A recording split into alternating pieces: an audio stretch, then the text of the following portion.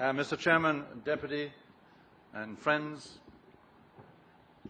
thank you very much for the warm welcome to Donegal. And I want to thank Joe Mulholland and his team for the invitation. And I was here on a previous occasion, which is well documented, and we're certainly implementing some of the material 2 years ago, Joe. Someone in the media once said that an audience is slow to grow and fast to go. I'm sure that's true, but it's even more true in another area of life. When it comes to politics and to public administration, trust is slow to grow and fast to go. Trying to drive the engine of state in the absence of trust is like trying to drive a car without oil, and the thing is likely to grind to a shuddering halt and its innards may be terminally damaged. That's where we stand in Ireland right now. A major lack of trust has developed, and developed for good reasons. We have spent a decade in a sustained post-mortem examining through tribunals how trust died.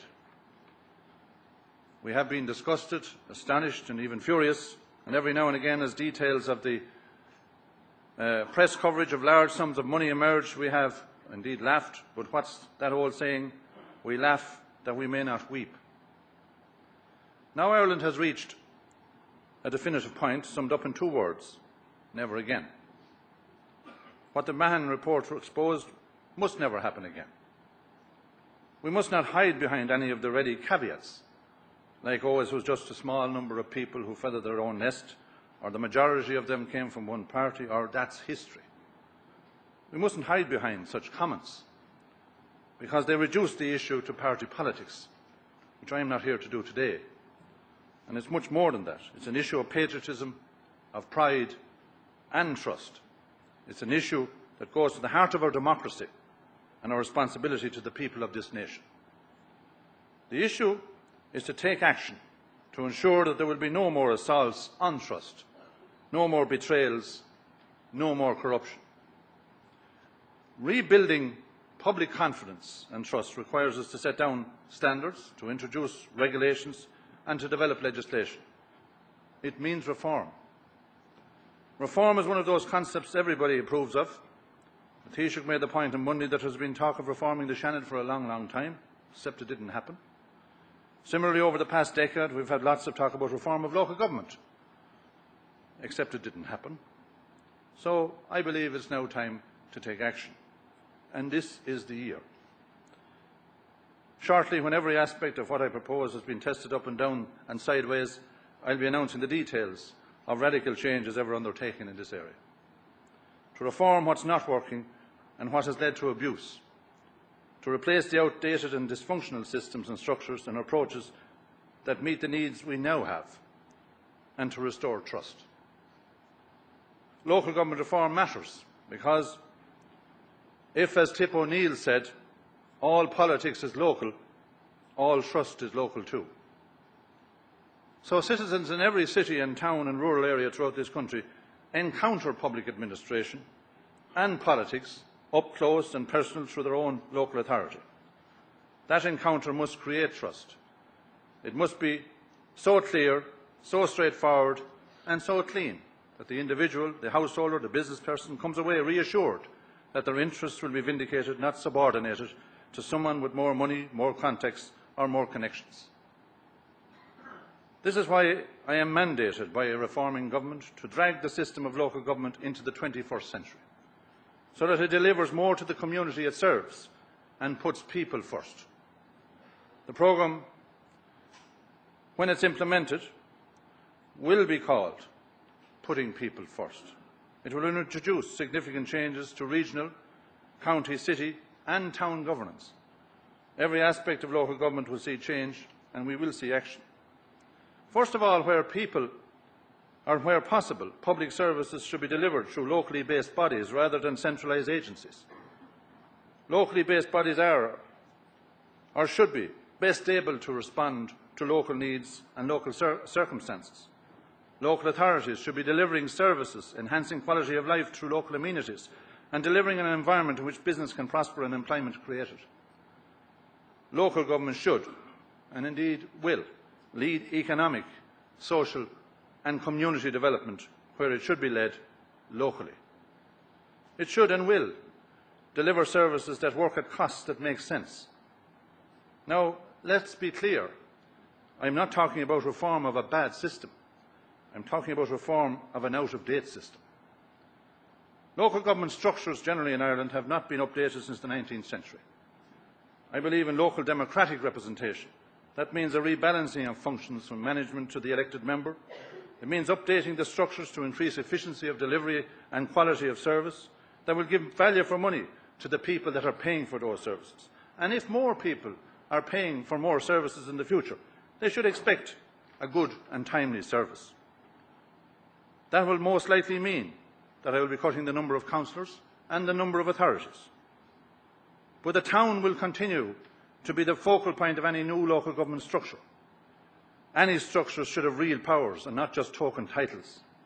And 21st century local government does not require the same structures of over 100 years ago. I am certainly going to strengthen the oversight and accountability for service provision, including, as Breed said, service level agreements with all stakeholders.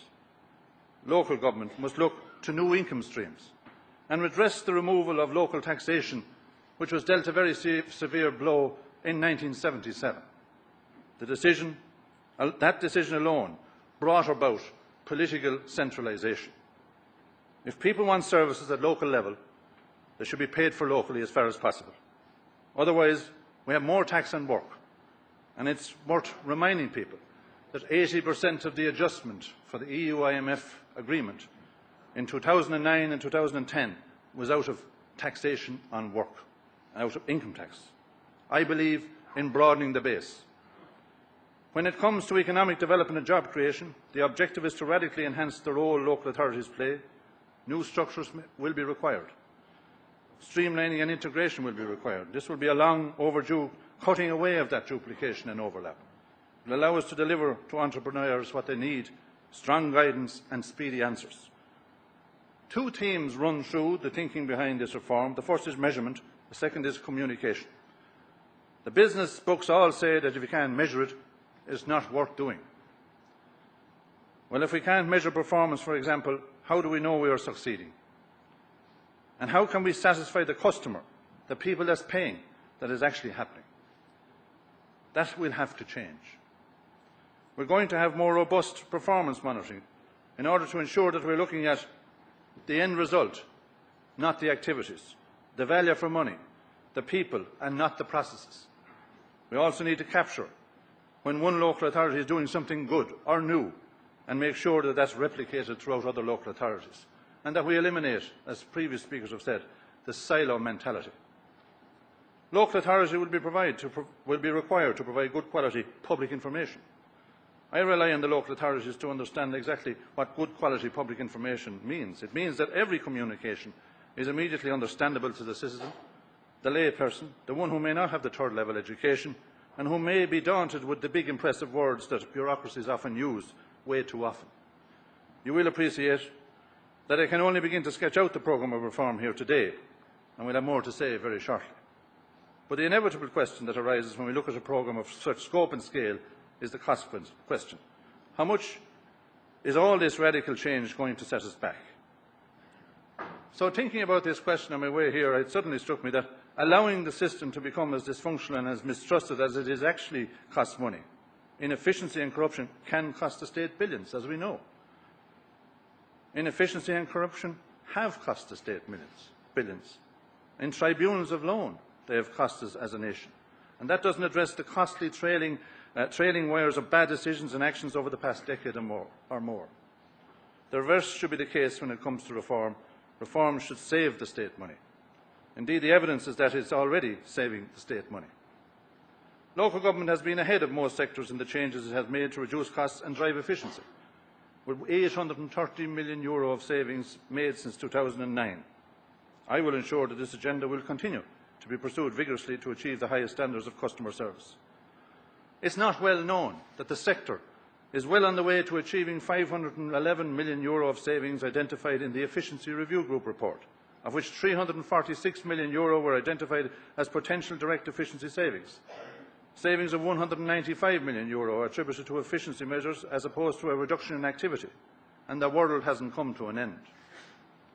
A further target of €150 million in efficiency savings is out there to be achieved through better procurement and through centralisation or regionalisation of particular functions. We will be establishing a dedicated office to make sure that this happens with our colleagues in local government. The ongoing rationalisation of staffing in the local government sector has to be acknowledged. There are 8,432 people less in local government now than there was in 2008. At a critical time for our country, local government, in my view, has a crucial role to play in Ireland's national recovery. The action programme that I will present will empower local government in an entirely new way, particularly in relation to economic development and, most importantly, sustaining and creating jobs. This programme will affirm the need for the system to embrace change, share the burden, to modernise and to adapt to the new financial circumstances that we cannot ignore, and deliver better services with less resources. Putting people first will reinforce local government as the primary means of public service at local level and harness the commitment of elected members and officials alike. So I am committed to building stronger and more cohesive local government, to give it a greater capacity not only to address the challenges we face, but also to promote local community, social and economic development. Over the last number of years, I have consulted widely and I have reflected deeply on how local government should be developed. I have 23 years' experience as a member of Kilkenny County Council. The one thing that's very clear to me is that there is a keen appetite for change out there and a matching desire to be able to trust again. What the government wants is to take the system by the scruff of the neck and turn its face to the public that it's supposed to serve, not the other way around. That sounds simple, but it's not going to be simple. It's going to be challenging and it's going to be difficult. But what I can promise you is a focused action programme for reform that puts people first and ensures that local authorities operate at the highest professional and ethical standards. My hope is that people will be able to see change happening soon and repeatedly. If and when they see those changes coming into force, they'll begin to believe that local authorities are organised through a rational and efficient system, led by committed and effective councillors, staffed by highly competent professionals, managed expertly and dedicated to serving the public all day, every day. As a believer in local government, I am committed to devolution of power to local authorities, but I expect local representatives then, if given the responsibility, to take the responsibilities seriously and to ensure that they stand up for those decisions in public. I think that will bring about greater participation by the people and mean that more people will want to stand for election and participate in the local government process. If they begin to believe, and if the public begin to believe, down the road, trust will be rebuilt. Thank you.